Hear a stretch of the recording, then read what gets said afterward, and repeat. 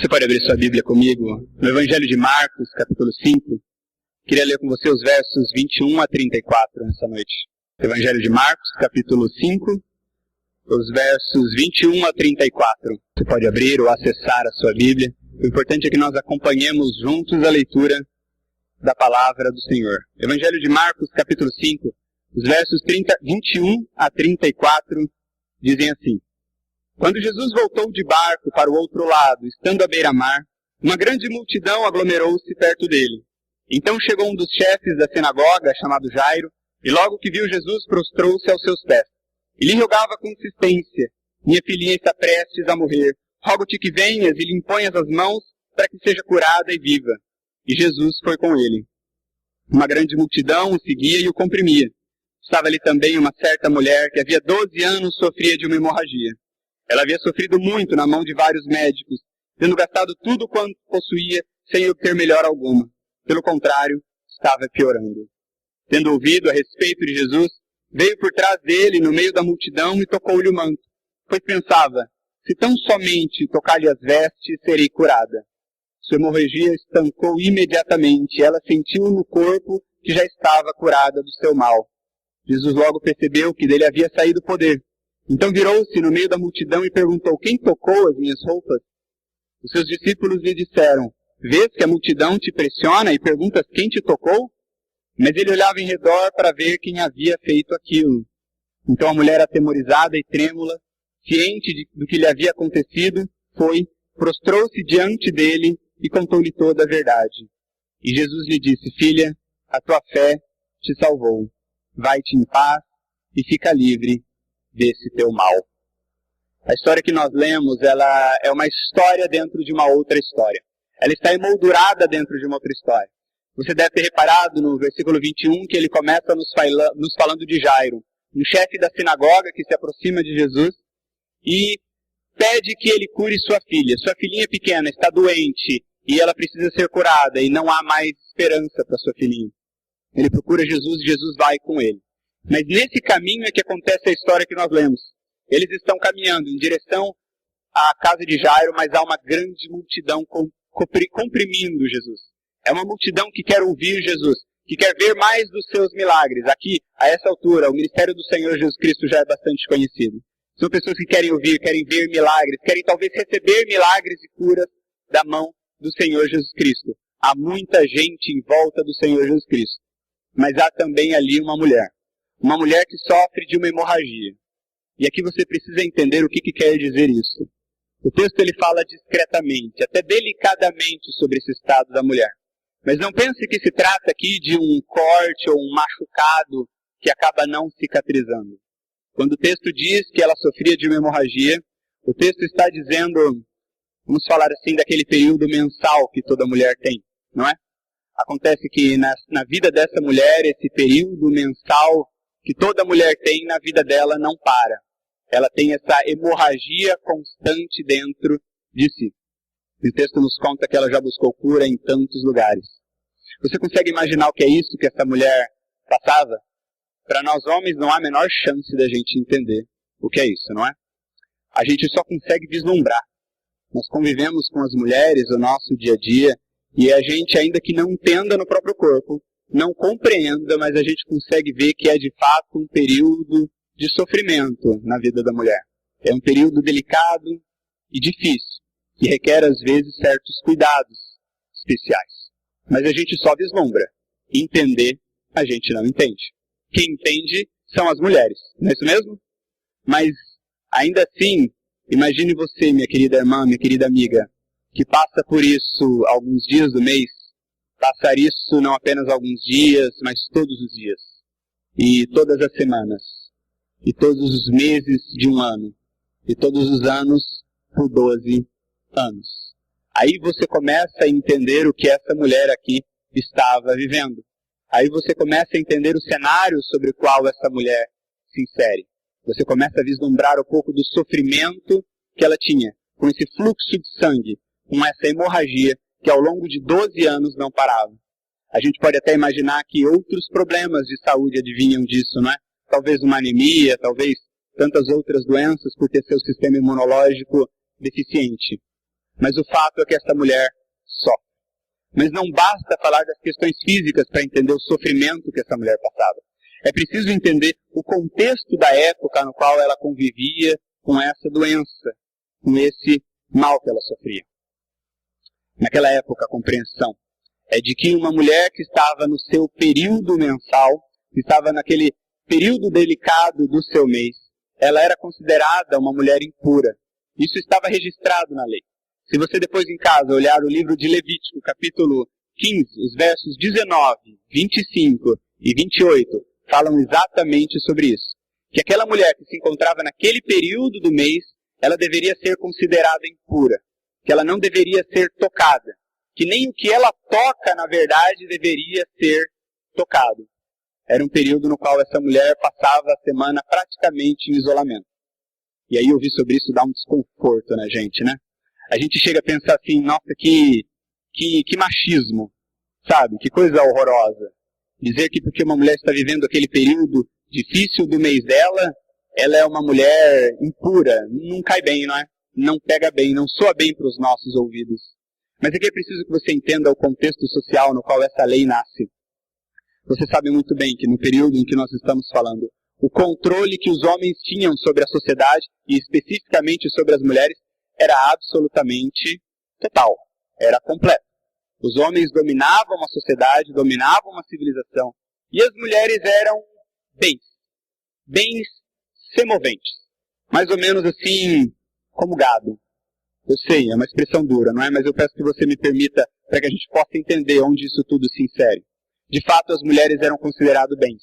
Ela tinha uma diferença quando você considerava o resto dos bens da casa. Ela era um ser vivo, e diferente dos outros ser vivos, ela tinha a capacidade de gerar herdeiros, gerar filhos. O boi tinha a sua função, ele gerava riqueza de alguma maneira, ajudando na produção de grãos, ajudando, às vezes, provendo com a sua própria carne e tudo mais. Mas ele não era capaz de gerar filhos. Então somente a mulher era assim. E a mulher era usada para esse fim. Nos casamentos, por exemplo, a mulher não tinha absolutamente nenhum direito e nenhum desejo de afirmação. Ela era muitas vezes negociada nas relações de casamento, como que firmando alianças entre famílias, entre países, e até mesmo como meio para arrecadar bens para aquela família. Porque, na verdade, a mulher era meio que comprada por um sistema de dotes. Esse era o sistema. A mulher, em momento nenhum, era perguntada se desejava casar-se com este ou com aquele. Isso simplesmente não passava pela mente. O pai ou o irmão mais velho, o homem responsável pela casa, é quem decidia o que era melhor para ela ou melhor para a família. Era assim que a mulher vivia naquela época. E dentro desse sistema, ela não tinha absolutamente nenhuma escolha. Para você ter noção do quão séria era a coisa, existia uma oração que tipicamente o homem judeu fazia no início do seu dia. E essa oração que ele fazia logo ao raiar do dia, e ele já desde pequenininho pegava o seu filho para aprender a realizar essa oração com ele, era dizer assim: obrigado, Senhor, porque eu não nasci cachorro, porque eu não nasci estrangeiro e porque eu não nasci mulher. Ele dizia: obrigado, Senhor, porque eu não nasci cachorro, porque eu não nasci estrangeiro e porque eu não nasci mulher. Existia um ditado muito comum na época, principalmente entre os rabinos, os doutores da lei, que dizia assim: é melhor que a lei seja perdida toda e queimada no fogo do que ela caia na mão das mulheres. Está entendendo? É melhor que a lei seja perdida toda e queimada no fogo do que caia na mão das mulheres.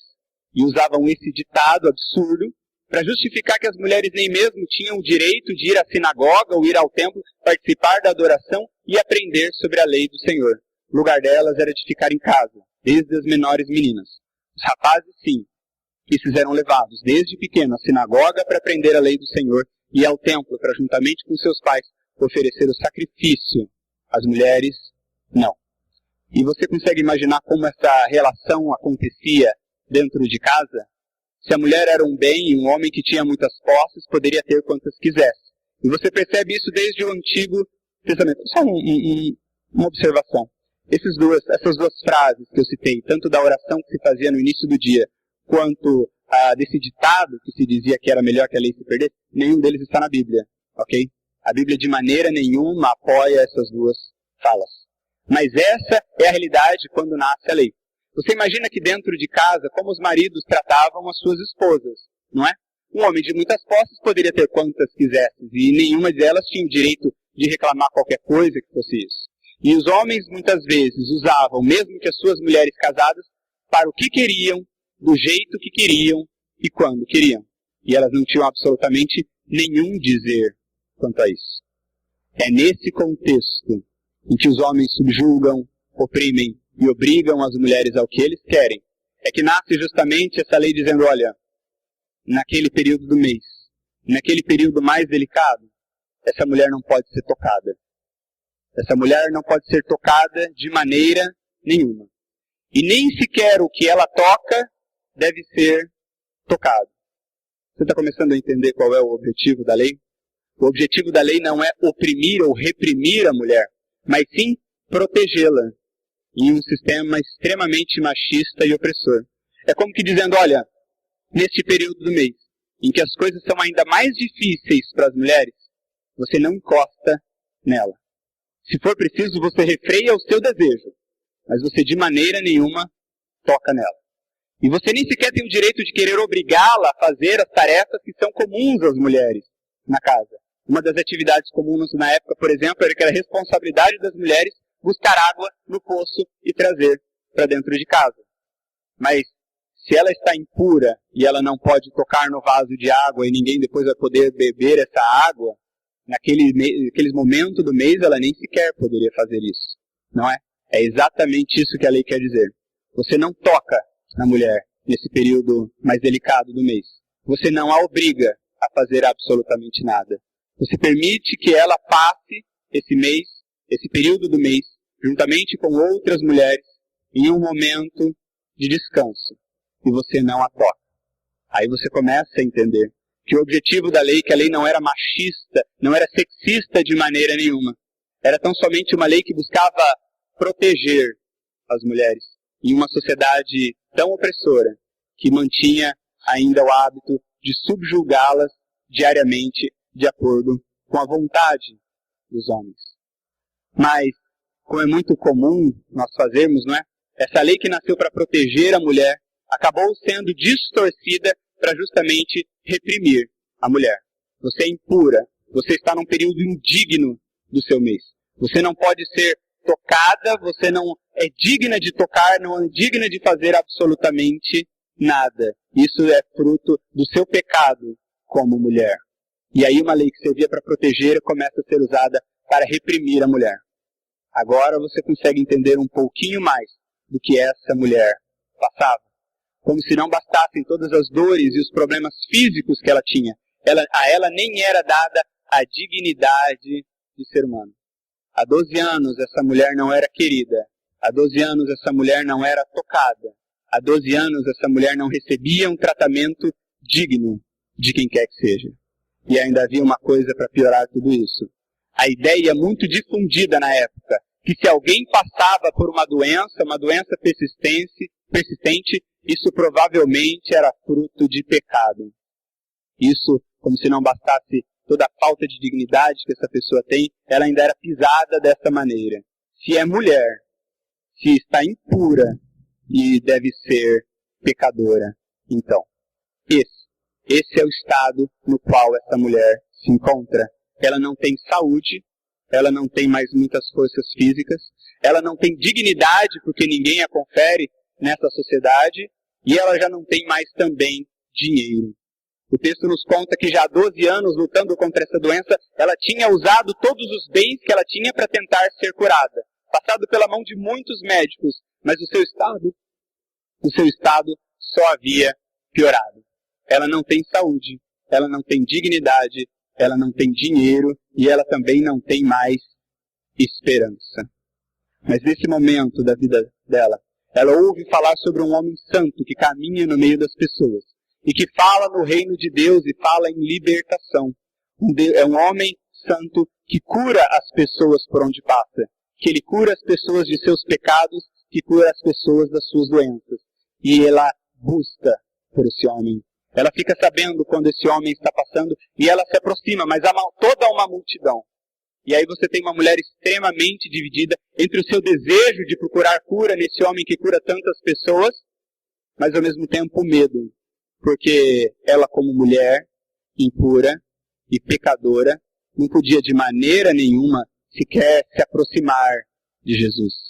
Veja, uma mulher de maneira nenhuma poderia dirigir a palavra a um homem sem que esse antes dirigisse a palavra a ela. Ela jamais poderia ter iniciativa de começar um diálogo. Por isso é tão surpreendente na história da mulher samaritana que Jesus começa a falar com aquela mulher. Ela não esperava aquilo. Um homem também não puxaria papo assim do nada com uma mulher que não é sua parente. Ela não poderia, de maneira nenhuma, puxar conversa com o Senhor Jesus Cristo. Ainda mais sendo uma mulher impura como ela, reconhecidamente impura e na sua sociedade pecadora. Como ela ia se aproximar de um homem santo? Como ela ia se aproximar daquele rabi que todo mundo estava em volta? Como é que ela ia se aproximar de um rabi que estava caminhando com os chefes da sinagoga, os doutores da lei, para ir na casa de um deles? Onde já se viu? Esse rabi nem sequer vai olhar para mim. Mas aí nesse misto de medo, de não ter coragem de ir falar com ele, de não poder, pelos interditos sociais, falar com ele, mas ao mesmo tempo o desejo de ser curada, ela pensa consigo, talvez eu não precise falar com ele. Talvez eu possa tão somente tocar na borda do seu manto, e eu sei que se eu fizer isso eu vou ser curada. Eu sei que este é um homem santo. E é assim que acontece com os homens santos. Já com Elias acontecia assim. Quando alguém tocava no seu manto, era curado. Eu vou apenas tocar. E é isso que ela faz. O texto nos diz que ela vem por trás de Jesus e tenta ali se esgueirar no meio da multidão, e ela se abaixa e ela toca apenas na borda do manto de Jesus. E aqui é um ato simbólico muito interessante. Naquela época, os cumprimentos eram diferentes do nosso. Hoje a gente dá um tchau, ou simplesmente cumprimenta alguém. Mas naquela época as coisas eram mais formais, havia mais mesuras a se fazer. Se você estava de frente para um igual seu, mas queria demonstrar respeito, você se abaixava um pouco, em ato de respeito àquela pessoa. Mas quando você estava diante de alguém que você sabia que por autoridade, seja espiritual ou seja mesmo autoridade material, era muito mais importante que você se prostrava no chão, encostando até mesmo a sua testa no pé da pessoa. Você literalmente se ajoelhava perante essa pessoa, como ato de humildade perante aquela pessoa. Há vários relatos de pessoas que buscam o Senhor Jesus Cristo e se inclinam. E entrou para a história até mesmo o hábito de se ajoelhar diante daquela pessoa e beijar a borda do seu manto, como sinal de respeito àquele que está diante de ti. Mas essa mulher nem isso faz. Ela se prostra, mas ela tão somente toca o seu manto, como que reconhecendo a sua absoluta humildade, o quanto é absolutamente inapropriado que ela sequer beije o manto do Senhor Jesus Cristo. E ela toca o manto do Senhor Jesus. E o verso 29 nos conta que a hemorragia dela imediatamente se estanca, para naquele momento. E ela sabe que ela foi curada. Mas para o seu pavor, o Senhor Jesus Cristo sente aquilo. Ele para naquele momento e ele sabe que alguma coisa aconteceu. E ele diz, alguém me tocou. É uma pergunta absolutamente absurda. E os discípulos reconhecem isso. Jesus, olha a sua volta. Tem centenas de pessoas aqui. Está todo mundo apertando a gente. A gente está tentando segurar, mas as pessoas comprimem. A gente está todo mundo esbarrando no Senhor ao mesmo tempo. Como assim alguém te tocou? Mas o Senhor Jesus Cristo sabe que houve um toque diferente. Ele diz, não, de mim saiu o poder. Parece que de alguma maneira o Senhor Jesus Cristo sabe quando ele é tocado um toque de fé, não é mesmo? Mas ele diz justamente isso, eu sei que alguém me tocou de maneira diferente. E o texto nos conta também, no verso 33, o quanto essa mulher estava atemorizada por isso. Ela estava literalmente aterrorizada. Fui pega no meu ato errôneo. Eu não tenho direito de tocar num homem santo. Eu sou mulher, eu sou impura, eu sou pecadora. E ela se apavora com aquilo. E ela pensa, será que eu fujo? Será que eu fico? O que será que eu faço? E ela decide ficar. E ela se ajoelha então na frente do Senhor Jesus Cristo agora, reconhecendo o seu estado de humilhação diante daquele homem santo, e diz, fui eu. Ela conta a ele o que ela fez e ela conta a ele a sua história, o texto nos diz. Esse é o momento ápice da história. Esse é o momento mais importante, o momento mais apavorante dessa história. Ela poderia ser punida e humilhada ainda mais na frente de todas aquelas pessoas das piores maneiras que você pode imaginar. E ela provavelmente já estava esperando por isso. Ela estava há 12 anos acostumada a ser escorraçada, a ser humilhada, a ser maltratada, a ser tratada pior que as mulheres mais maltratadas da sua época. Mas na hora que ela faz isso, o Senhor Jesus Cristo olha para ela e fala com ela. E no verso 34, nós vemos que o Senhor Jesus Cristo diz assim: filha, a tua fé te salvou. Vai-te em paz e fica livre deste teu mal.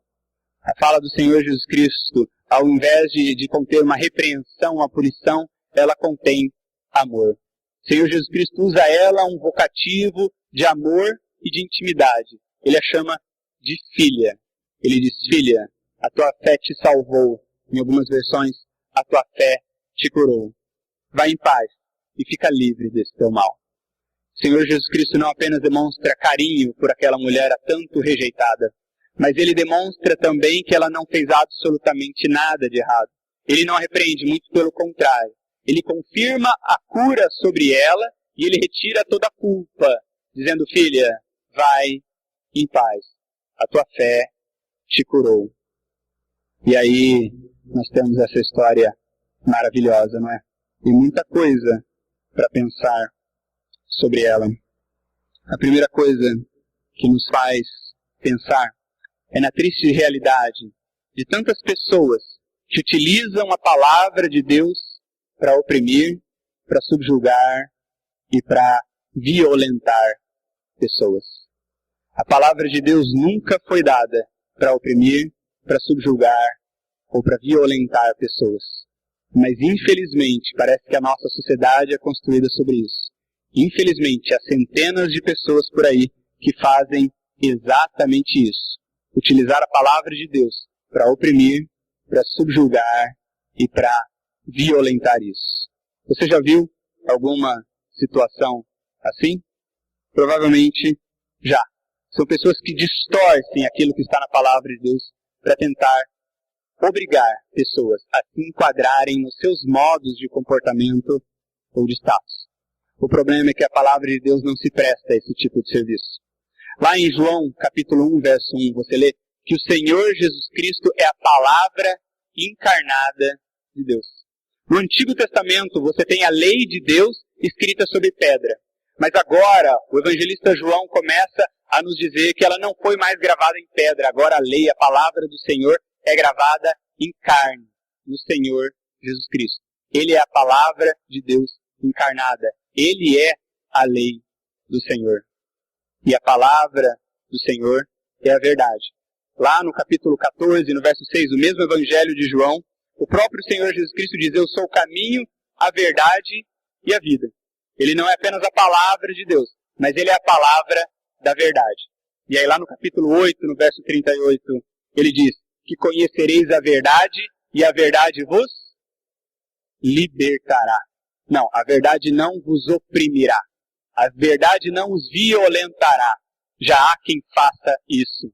O Senhor Jesus Cristo é a palavra da verdade, vinda da boca do Senhor para trazer libertação. Ele mesmo faz essa obra. O que nós lemos no Senhor Jesus Cristo é o Êxodo revisto. Você já parou para pensar nisso? No Êxodo nós lemos como o Senhor Deus utiliza o seu servo Moisés para libertar o povo da escravidão rumo a uma terra prometida. O Senhor Jesus Cristo é a materialização, a personificação do Êxodo, retirando todo aquele que está escravizado pelo pecado, levando a uma caminhada com o próprio Senhor rumo à terra prometida que Ele mesmo nos dará no dia final. A obra do Senhor, de Gênesis a Apocalipse, é sempre uma obra para trazer libertação ao ser humano. É por isso que Paulo se irrita no livro de Gálatas. A gente está lendo o livro de Gálatas e aprendendo com o pastor Flávio sobre ele, não é? Eu vou dar um spoiler para você. Lá no capítulo 5, verso 12, Paulo tem uma fala meio desconfortável. Paulo meio que se irrita, tem um sinal de exclamação lá. Paulo está falando para a igreja da Galácia sobre aquelas pessoas que vinham e apareciam no meio e queriam reescravizar as pessoas com certos mandamentos e costumes judaizantes, especificamente a circuncisão. E Paulo está tão cansado disso, está tão cansado de brigar com aqueles que querem reescravizar aqueles que foram libertos por Cristo, que Paulo diz assim, olha, quem dera eles se castrassem. Está entendendo? Pesado, né? É dura a expressão de Paulo. Mas Paulo está irritado, porque como ele diz lá em Gálatas, capítulo 5, verso 1, foi para a liberdade que Cristo vos libertou. E agora tem gente que quer escravizar a gente de novo, com velhos costumes, com velha lei. Tem gente que vem atrás da gente querendo nos oprimir e nos reprimir. Tem gente que tem a audácia de querer usar a palavra de Deus para oprimir, para prender e para reprimir. Você já viu pastores fazendo isso? Você já viu igrejas fazendo isso? Esses dias eu falava na nossa turma de preparação para o batismo, e eu falei disso. Tem pastores que dizem que um determinado casal de jovens de sua igreja não pode começar um namoro se ele não conceder a bênção sobre esse casal. E eu te pergunto, onde é que está na Bíblia isso? Onde que algo na Bíblia sugere isso? Que um pastor tem tanta autoridade sobre a vida pessoal de alguém a ponto de escravizar essa pessoa à sua vontade. De maneira que ele não concedendo a bênção, a pessoa não pode comprar aquele carro, aceitar aquele emprego, ou mesmo se relacionar com aquela pessoa. Cuidado, tem gente usando a palavra de Deus para tentar reescravizar pessoas que o Senhor Jesus Cristo já libertou. Cuidado com isso. E cuidado para que nós mesmos, não nos tornemos assim. Porque os piores momentos da igreja cristã foram esses. Houve momentos que a própria igreja do Senhor Jesus Cristo buscou aqui, numa interpretação pobre e superficialista da lei, desculpa para subjugar negros, mulheres e tantas outras pessoas. E a palavra do Senhor não nos autoriza a isso. O Senhor Jesus Cristo, o nosso mestre, não nos autoriza a isso. Aqui é importante a gente abrir um parênteses. Você pode e você deve discordar de pessoas e muitas coisas que estão sendo faladas aí fora com base na palavra do Senhor. Você pode e deve apresentar às pessoas o que o Senhor Jesus Cristo diz aqui. Que ninguém use de desculpa dizendo, olha, você está dizendo que eu estou errado, você está dizendo que eu estou em pecado, então você está me oprimindo. Não. Discordar, dizer o que é errado, que o que é errado, não é oprimir, reprimir, subjugar ou violentar uma pessoa. Você pode e deve, segundo a palavra do Senhor, anunciar profeticamente o que está errado no mundo. O profeta não é apenas aquele que prevê o futuro, mas é aquele que olha para a sua realidade, vê o que está errado e diz, isso não pode ser assim, não é esse o plano de Deus para a nossa cidade, para o nosso estado e para a nossa nação. Nós temos o papel e a obrigação de fazer isso, mas há limites. E é isso que nós precisamos nos lembrar. No Evangelho de Marcos, logo no capítulo 6, o Senhor Jesus Cristo envia os seus discípulos para que comecem a pregar. Mas ele diz assim, olha, cuidado, porque em alguns lugares não vão aceitar a palavra do reino de Deus. Não aceitarão a palavra de salvação. E nessa hora vocês não vão jogar fogo sobre as pessoas. Nessa hora vocês não vão amaldiçoar essas pessoas. Nessas horas vocês vão bater o pó que sai do pé de vocês e dizer, olha, fizemos o possível, agora está com o Senhor. Percebe? Você está percebendo a nuance? Nós não podemos, nós não temos o direito de usar a palavra do Senhor para oprimir, para subjugar ou violentar, mesmo que seja emocionalmente, pessoas. Porque o Senhor Jesus Cristo vem e no seu ministério desfaz tudo isso. Ele encontra essa mulher que se encontrava oprimida e subjugada pretensamente com base na lei e ele desfaz essa obra. Ele a trata com dignidade. Ele a restaura. Nós não podemos usar a palavra de Deus para oprimir, para subjugar ou para violentar pessoas, ainda que emocional ou psicologicamente. Nós devemos pregar a elas, convidá-las ao reino, mas se elas não quiserem, só o que podemos fazer é chacoalhar o pó do pé e pedir ao Senhor misericórdia. Tem que haver limites. Que o Senhor nos perdoe como igreja cristã.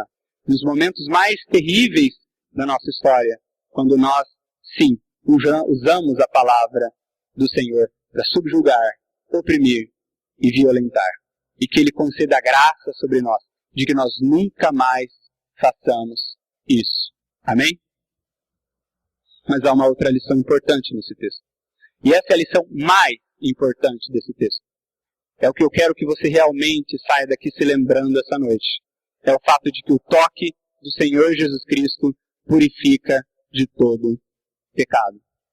Existia um conceito muito comum nessa época, que era do seguinte: se uma pessoa está pura, e ela toca uma pessoa que está impura, essa que está pura se torna impura. Nada muda na história dessa pessoa que está impura, mas a que estava pura agora se torna suja, impura. Mas percebe como a dinâmica é a contrária com o Senhor Jesus Cristo? O Senhor Jesus Cristo é puro, e Ele é tocado por uma pessoa impura. E Ele não se torna impuro, mas o impuro é que é purificado. O toque do Senhor Jesus Cristo purifica de todo o mal, de todo o pecado. 1 João, capítulo 1, verso 7. O sangue de Jesus é que nos purifica de todo pecado. E nessa hora, não importa o quão impuro você esteja, não importa o quão impuro você se sinta, não importa o quão impuro digam que você é, não importa que digam que você não merece dignidade pelo que você fez no seu passado, não importa o que você mesmo tem a mania de dizer para si, apontando os seus próprios erros. Não há absolutamente nenhum pecado que o sangue do Senhor Jesus Cristo não possa e não queira perdoar. O Senhor Jesus Cristo, quando entra na vida de alguém, toca essa pessoa, Ele a purifica completamente. E o melhor de tudo, o Senhor Jesus Cristo quer ser tocado. No Evangelho de Lucas, capítulo 15, é uma história muito interessante que o Senhor Jesus Cristo conta para nos falar do amor do Pai. Ele fala de um homem muito rico que tinha 2 filhos. E o filho mais novo decide que quer receber a sua herança antes da hora para curtir a vida como ele acha que deve. E o pai dá a parte dele da herança. E o filho sai pelo mundo curtindo, gastando em prodigalidade. Por isso a história do filho pródigo. Ele sai gastando a torta e a direita. A ponto de chegar um momento em que ele não tem mais nada. E não tendo mais nada, ele vai se rebaixando na vida para conseguir sobreviver. E ele chega ao momento, em que ele se vê assentado em um chiqueiro, cuidando de porcos. Se hoje essa não é uma imagem que atrai a nenhum de nós, imagina naquela época em que o porco era considerado um dos animais mais impuros. Alguém que tocasse ou comesse um porco era indescritivelmente impuro. E esse rapaz chega a esse nível. Esse rapaz não come porcos. Ele come a comida que os porcos comem, de tão baixo que ele foi. Ele não tem nem como comer algo melhor. Ele não come o que gente come. O estado dele é abaixo do estado de gente. E lá, quando ele está tão profundo no seu estado de miséria, ele se lembra que na casa dos pais dele, até os escravos menores, os escravos mais novos, os escravos mais rebaixados, comem e vivem muito melhor do que ele está comendo e vivendo agora. E ele se lembra disso e no seu coração ele se humilha e diz: eu preciso voltar para o meu pai. E eu posso pedir misericórdia para o meu pai. E ele sai de lá e ele volta para casa. E quando ele ainda está um pouco longe no caminho, o pai estava parado à porta da sua casa e consegue vê-lo à distância. E o pai vai na direção dele. E ele está sujo, ele está imundo, ele está impuro, ele tocou em porcos, ele se rebaixou ao estado mais profundo que um ser humano pode encontrar. Mas o pai não está nem aí para isso. E o pai chega correndo e o agarra e pula no seu pescoço e o beija. E aí ele se prostra diante do pai e diz: pai, não, eu não sou digno de que o Senhor me olhe nos olhos. Eu não sou digno de ser chamado mais teu filho. Eu, talvez, quem sabe, se o Senhor for muito misericordioso, eu seja digno de ser lá o seu pior escravo, o seu escravo mais baixo. É alguém que tem profunda ciência do seu estado de pecado, de impureza e de sujeira. Mas, novamente, o pai não está nem aí para isso. O pai o levanta, o leva em festa para casa e chama os seus servos e diz: olha, põe uma sandália no pé dele, porque só escravo anda descalço. E esse aqui Não, esse é meu filho, eu o amo e eu recebo. Vamos lavá-lo, vamos vesti-lo de roupas limpas e vamos fazer uma festa para nos alegrarmos, porque o filho que estava perdido agora voltou. E o Senhor Jesus Cristo conta essa história para falar do amor do Pai. Do amor do Pai que não tem nojo por aquele que o busca. Não importa o quão sujo esteja. O Senhor Jesus Cristo não tem nojo de pessoas impuras. O Pai não tem nojo. Tudo o que Ele quer é abraçar na figura do Senhor Jesus Cristo todo aquele que se sabe imundo, se sabe sujo e sabe que precisa ser limpo. O Senhor Jesus Cristo nos ama com um amor tão total e tão completo, que Ele não diz, olha, vai lá, se limpa, bola um jeito aí de você se limpar e se purificar, e aí quem sabe eu te aceito. É assim, não, esse é o amor do ser humano. Esse é o amor que nós oferecemos uns aos outros. O amor que o Senhor Jesus Cristo nos oferece em nome do Pai é, venha do jeito que você está, que eu te limpo, que o meu sangue te purifica, e eu te restauro, e eu te renovo, e eu te ponho um novo caminho, e te mando com a minha paz. E pouco importa o que o mundo diz, e pouco importa o quão sujo você está, ou quão sujo você esteve. Pouco importa o nome do seu pecado. Pouco importa que seja um pecado que faz você ter vergonha de olhar no espelho. Que seja um pecado que você não conta para ninguém, que você só coloca no travesseiro. O Senhor Deus já sabe e já o conhece. Se você buscar ao Senhor, se você permitir que o Senhor Jesus Cristo te toque a sua vida, Ele te purifica de todo o pecado, de todo o mal, de toda a culpa. Ele restaura a sua vida, Ele restaura a sua dignidade e te põe de pé em um novo caminho. Ele faz festa com você, porque o importante para Ele não é a sujeira pela qual você passou, mas pela vida nova que te é apresentada agora para viver com Ele. O toque do Senhor Jesus Cristo purifica de todo o mal. Amém? Quero convidar você a orar comigo agora ao Senhor, agradecendo ao Senhor por tão grande amor. Um amor de um Pai que não se importa com o quanto nós nos sujamos, mas nos estende a mão, nos abraça e nos aceita, para nos purificar e nos ensinar um caminho novo. Vamos abaixar nossas cabeças e orar silenciosamente, cada um. Mas eu quero convidar você, que se você sente que precisa entregar a sua vida ao Senhor Jesus Cristo, que sente que você precisa ser tocado pelo Senhor Jesus Cristo, que está cansado de andar sujo, de se sentir impuro, de se saber inapropriado, e que quer ser transformado pelo Senhor Jesus Cristo, eu quero te convidar que venha aqui à frente. Eu quero te convidar que venha aqui, não para te expor de maneira nenhuma, mas porque a gente quer te conhecer. E eu quero poder te dar um abraço, olhar nos seus olhos e dizer que é o mesmo comigo. Eu andei em trevas, como todos aqui andamos em trevas. Mas um dia o Senhor Jesus Cristo teve misericórdia de nós e nos resgatou pelo seu grande e infinito amor. E Ele nos lavou e nos colocou em um outro caminho, o caminho de santidade do Senhor.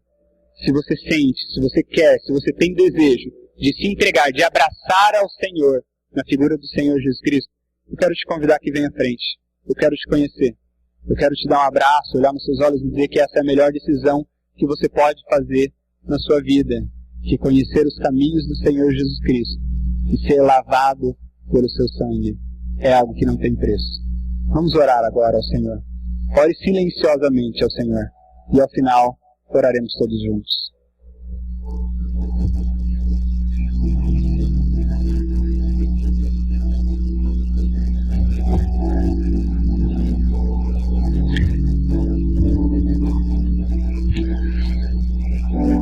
Pai, o que nós podemos dizer diante de tão grande amor, Pai? O que nós podemos dizer diante de tão grande misericórdia que o Senhor tem conosco? Nós somos tão pecadores, Pai. Nós somos tão pequenos e falhos, mas o Senhor nos ama com esse amor incondicional. O Senhor nos ama com esse amor que nos busca, ainda que não tenhamos nem mesmo dignidade em nós mesmos. O Senhor nos ama com um amor tão grande que enviou o seu Filho, o Senhor Jesus Cristo, para vir ao mundo, nos purificar de todo o pecado com o sacrifício de sangue que foi realizado na cruz, Pai. Mas que a cruz não deteve, e Ele ressuscitou. Pai, é tanto amor que nós não sabemos o que dizer. Nós não sabemos nem bem como reconhecer e como agradecer por todo esse amor. Por isso nós entregamos as nossas vidas na Tua mão, Pai. E pedimos que o Senhor nos purifique de todo mal. O Senhor tem sido misericordioso e é graça sobre graça que o Senhor tem nos concedido. Pedimos que seja assim sobre todos nós. Que se há alguém aqui que ainda não entregou a sua vida ao Senhor Jesus Cristo, que não tenha medo de fazê-lo. Que ouse tocar o Senhor Jesus Cristo e que seja tocado também por Ele, Pai. Que seja abraçado pelo Teu grande amor e encontre em Ti, na Tua palavra, a salvação e a libertação que só o Senhor pode dar. É no nome do Senhor Jesus Cristo que oramos. Amém.